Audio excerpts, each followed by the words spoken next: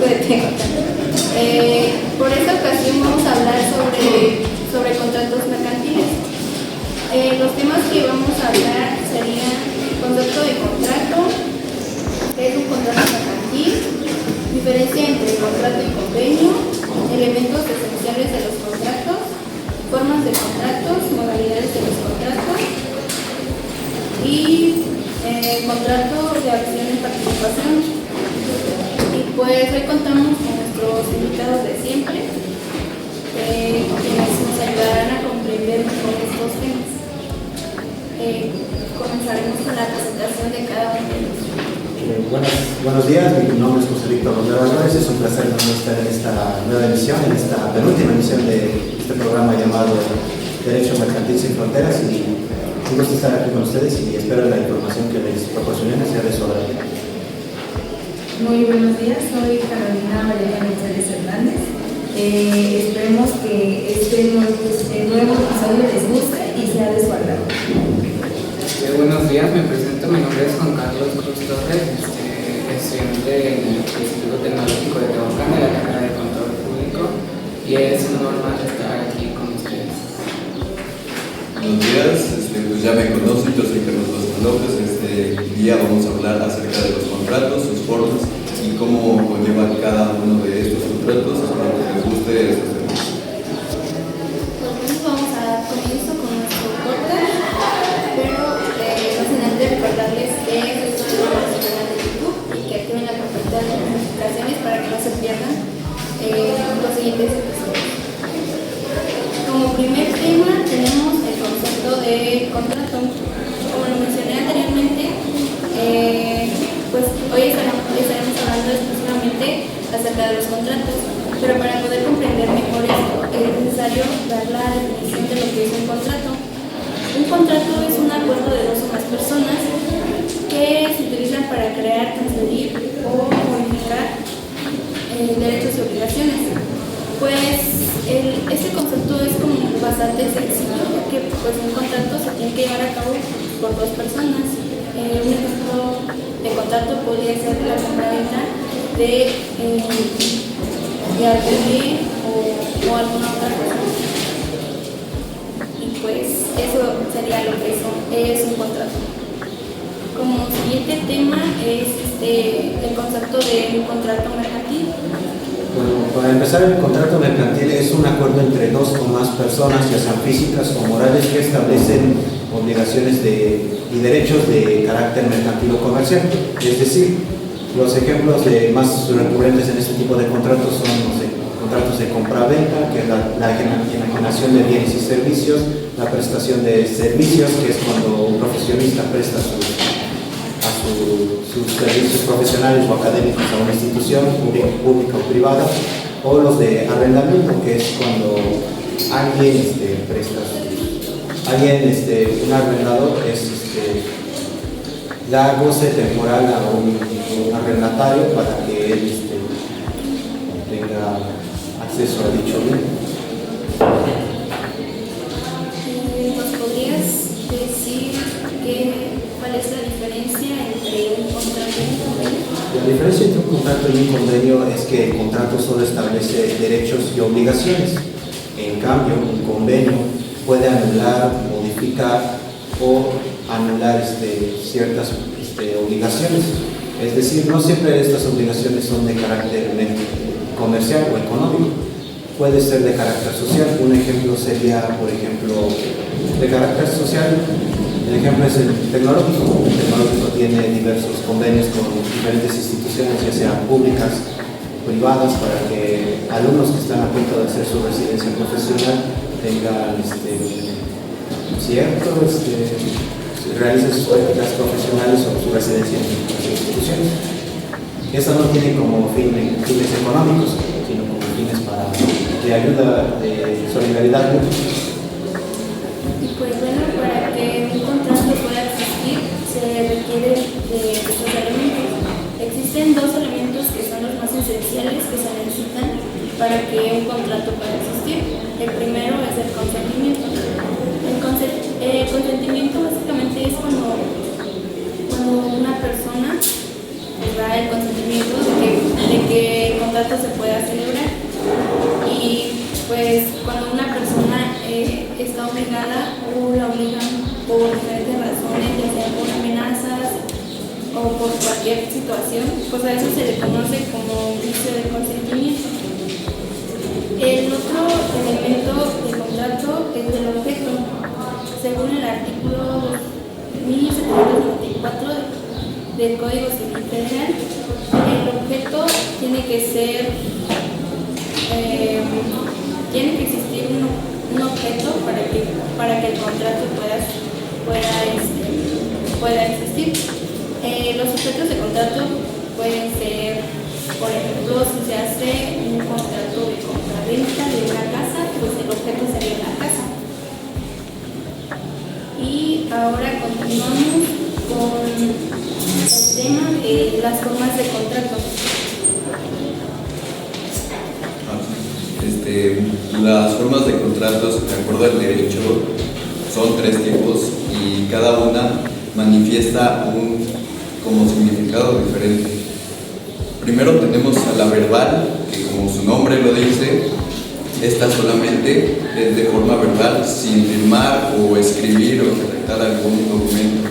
Pongamos un ejemplo de que te consigues una chamba en donde consigues ganar el salario mínimo y pides que te lo paguen en fajos de billetes de a 20 para presumirlo en tus estados y que se vea como que es un montón, pero en realidad no es mucho. Y ahí los pones en tus estados con canciones de Peso Pluma y frases motivacionales que dices que te superaste y que la fregaron, pero el chiste es que, ¿cómo se llama? Cuando entraste en esa chamba, pues no firmaste ni hiciste algún contrato, simplemente por pura palabra. Me da una chamba y pues ya te la dieron. Entonces eso es una forma verbal. Luego tenemos la forma privada, que en este caso es cuando 2 partes intervienen y en este caso sí redactan un contrato o un documento en donde lo firman, pero sin hacerlo como público. Vamos a poner el caso de un foráneo y una doña que le renta cuartos. En este caso, pues llega el foráneo y está buscando aquí su cuartito para poder vivir y estar aquí en la universidad, pero pues va y le dice a la doñita, no, pues ¿cuánto por el cuarto? Y le dice, no, 3,000 mensuales, y llegan a un acuerdo y ya cierran el trato, ¿no? Y ya la doñita va en su compu, redacta un archivo Word, hace que lo firme, ella lo firma y cada quien se queda con una copia. Pues técnicamente sería esto un ejemplo de un contrato de forma privada. Y ya luego tenemos como último la forma pública, que en este caso sería por la adquisición de bienes inmuebles. Un ejemplo de esto es como de que entre 2 personas, como de Diego y Fernanda, Diego le vende su casa a Fernanda, pero esto, para que le pueda vender la casa, necesita ir con un notario público para que pueda redactar su contrato y así sea válido porque pues, si no, nada más lo estafaría, porque así le puede pagar todo el monto de la casa, pero si no le da ningún documento, pues al final de cuentas es como de que pues de nada sirve. Llega aquí desalojos doña Carlota y lo quiere desalojar porque dice, no, pues estás aquí de paracaidista, pero pues al final de cuentas no tiene ningún documento como que lo avale que compró esa casa. Así que es por eso importante ir con un notario público para este tipo de contratos. Muchas gracias, Carlos. Seguimos con el siguiente tema, que son las modalidades del contrato. Los contratos se pueden clasificar o dividir en unilaterales o bilaterales, onerosos o gratuitos. Se dice que un contrato es unilateral cuando una sola de las partes se obliga hacia la otra sin que ésta quede obligada. Un ejemplo de un contrato unilateral podría ser como el pago del seguro, porque pues solo es la persona que va a pagar el seguro y es la que va a realizar. Está pagando lo que es el seguro y si quiere pues lo puede dejar de pagar. Entonces pues a eso se refiere porque un contrato es unilateral. De ahí está el siguiente, que es el bilateral, que es cuando ambas partes se obligan recíprocamente. Es decir, como lo mencioné antes, por ejemplo, en un contrato de compraventa, pues ambas partes están como que ganando, ¿no? Porque una parte de la persona es la que va a comprar digamos que el auto, y la otra persona es la que va a vender. Entonces, pues una es la que va a pagar el auto, que sería el comprador, y a cambio de eso, pues obtener lo que es el auto. Entonces, pues a eso se refiere con que un contrato es bilateral. Y de ahí está que el contrato es oneroso. Esto se refiere a que es básicamente como el anterior, pero en esta sería, por ejemplo, la prestación de servicios, ya que una persona va a ofrecer sus servicios y a cambio de eso va a recibir una remuneración. Por ejemplo, a nosotros como contadores, por ejemplo, nos contratan, entonces nosotros vamos a prestar nuestros servicios y a cambio de eso pues nos van a dar un sueldo. Y el siguiente es cuando se dice que el contrato es gratuito. Un ejemplo de esto es la donación, ya que por ejemplo vamos a donar algo, pero nosotros no vamos a recibir nada, sino que nada más vamos a dar algo sin recibir nada a cambio. Y pues a continuación seguimos con el siguiente tema, que sería lo que es la compraventa mercantil. Bueno, basándonos en el artículo 371 del Código de Comercio, nos dice que la compraventa mercantil es un contrato bilateral que es entre ambas partes y que debe de estar previamente establecido el precio y la cosa que se va a comprar o a vender. Entonces, nos damos cuenta que existen dos partes: la parte que es la que vende o va a transferir el bien, y la otra parte es la que se ve obligada pues a pagar por Ahora, ¿cuándo es una compraventa mercantil?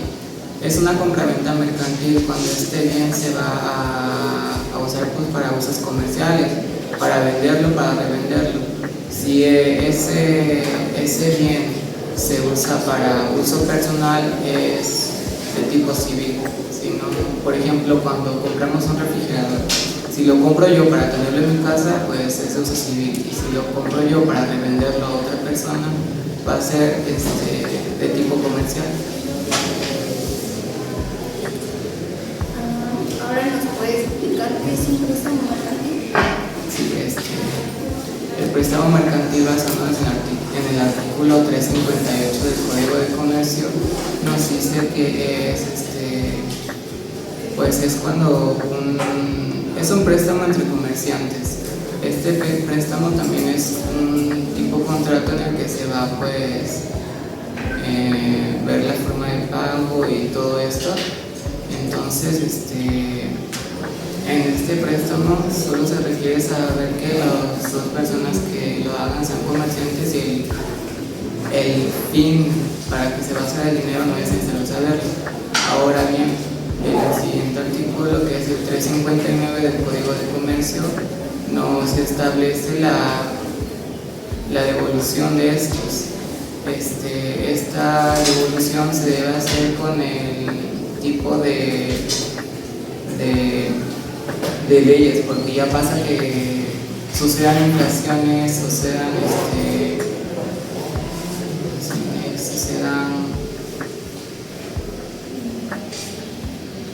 pues todo este tipo de evaluaciones del peso se debe de pagar con la ley vigente en ese momento, y no con la ley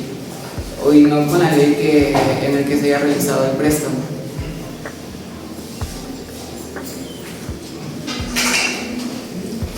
Y ahora puedes hablarnos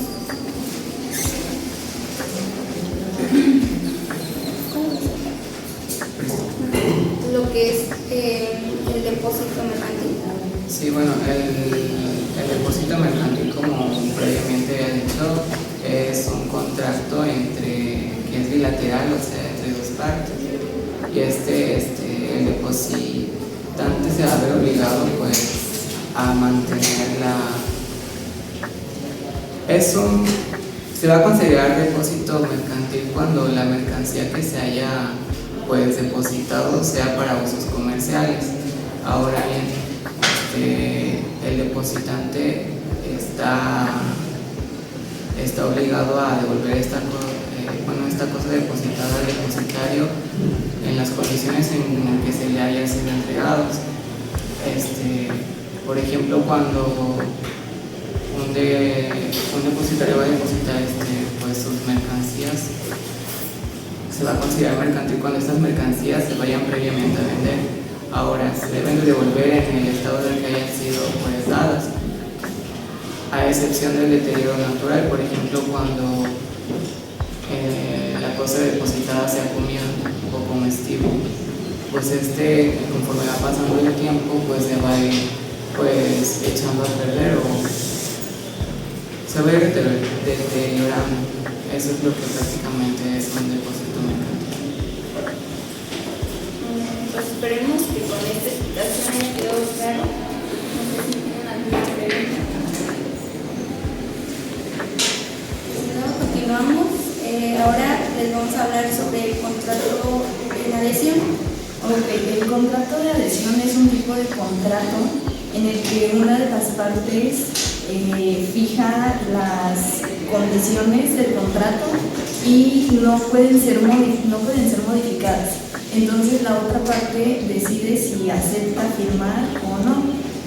Un ejemplo de este tipo de contratos se podría usar como los servicios básicos, por ejemplo, de telefonía, luz, etcétera, donde las condiciones ya vienen estipuladas. Entonces no se pueden modificar y pues solo tenemos que ver si aceptamos o no.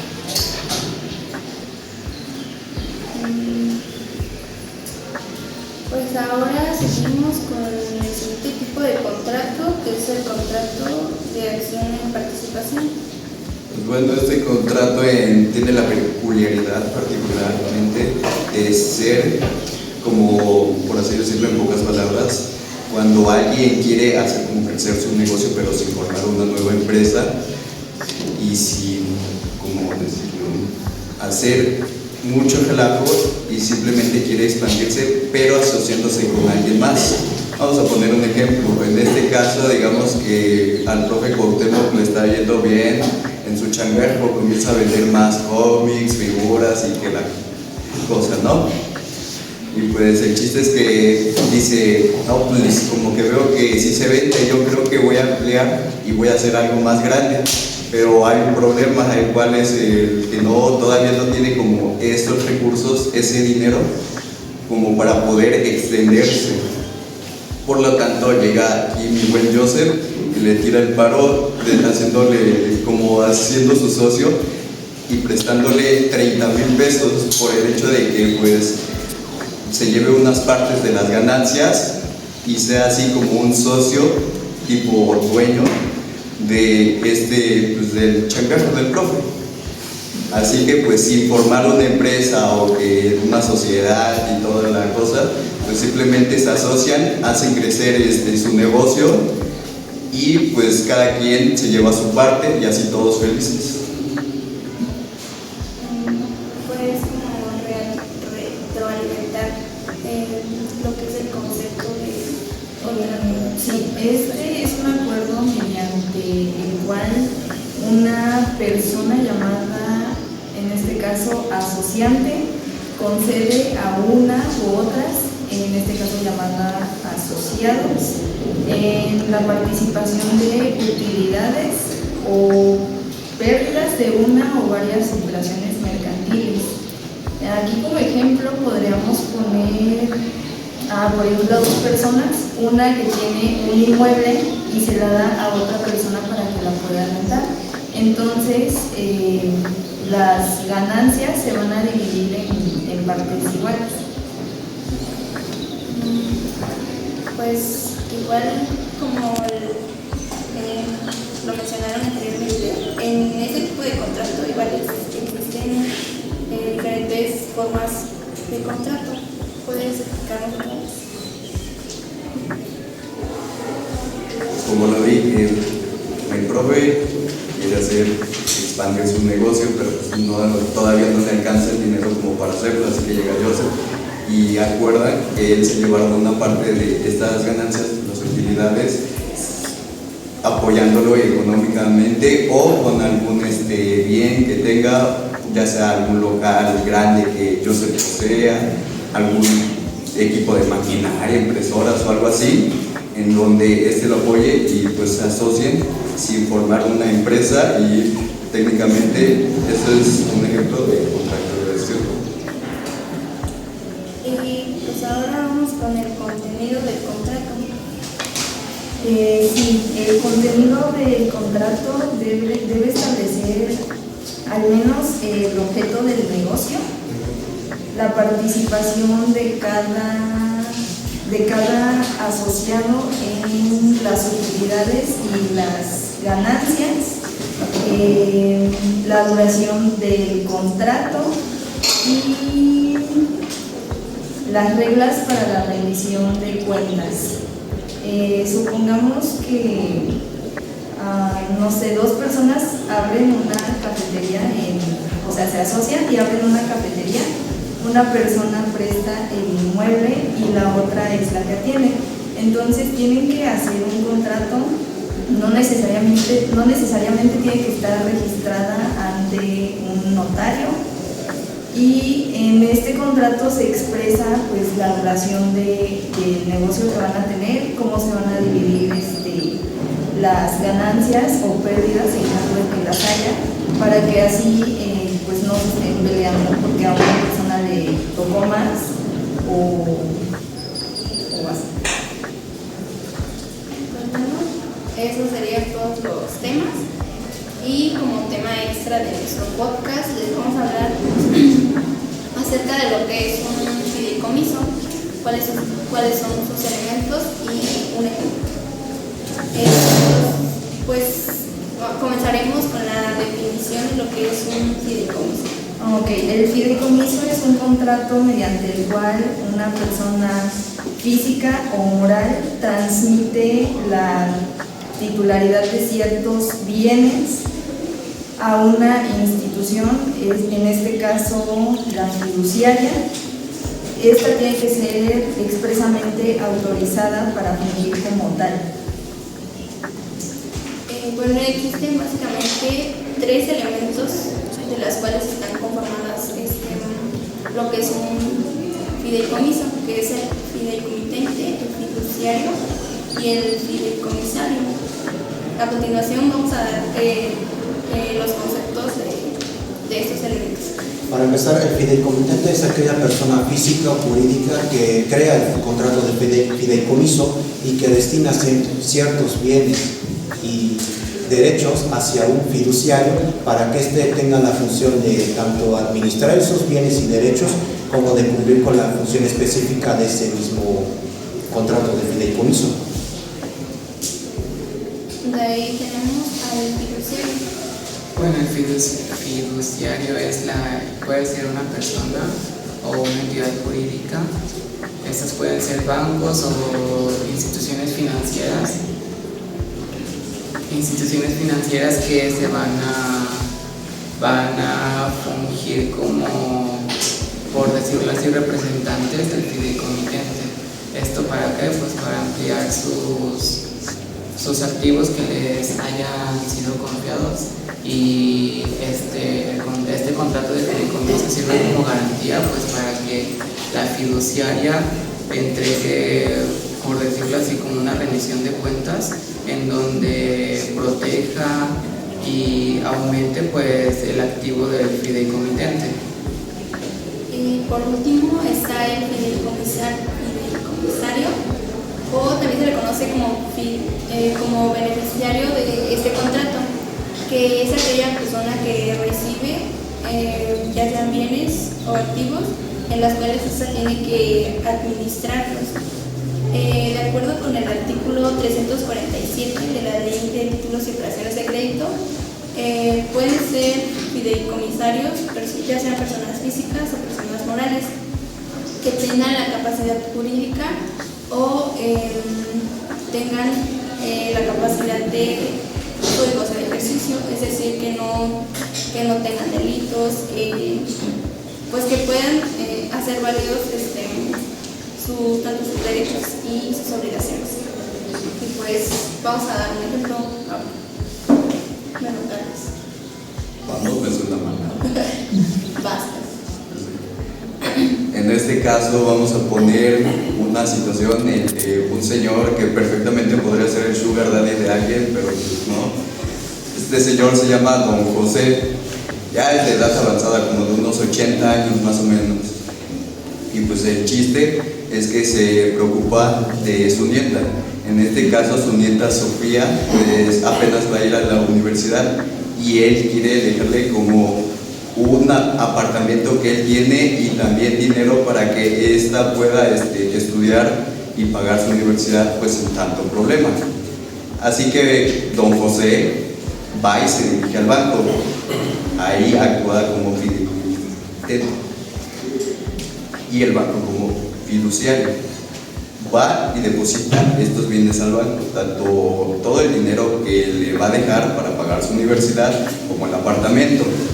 Llega a un acuerdo y un contrato en donde se firma y se establece que Sofía, cuando cumple la edad de 25 años o cuando termine la universidad, pasará a ser suyo el apartamento y pues lo que reste de dinero, mientras que el banco como tal va a asegurarse que todo este dinero que don José dejó sea solamente destinado para los gastos de la universidad. Y una vez que se cumpla todo este contrato, pues así es como se da un fideicomiso. Y pues bueno, ya hemos terminado este tercer episodio de nuestro podcast. Esperemos que les haya gustado y vamos a pasar a dar nuestras conclusiones. Nada, antes que nada, este tema de la unidad 3, llamada contratos, es un tema que ya vimos en la anterior unidad, que era contratos en materia civil de fundamentos de derecho. Es interesante repasar esta unidad debido a que es una retroalimentación de lo que en materia mercantil llega a anteceder, sobre todo en materia comercial, es decir, en compraventa, en arrendamiento, en prestación de servicios e incluso en inversiones. Quiero hacer también una mención especial a la unidad tratada extra que tuvimos en la tercera unidad, que fue la de sociedades mercantiles. Creo que tiene una gran similitud con los contratos, ya que de hecho de las actas constitutivas nacen las personas morales, y los contratos mercantiles tienen que ver mucho con esto debido a tanto a las obligaciones que tienen los accionistas como las inversiones, como las obligaciones que tienen los empresarios, los dueños, los contadores. En fin, este tema es, para mí, no es que sea relleno, sino que siento que pudimos haber tratado de explorar o abarcar un poquito más de forma más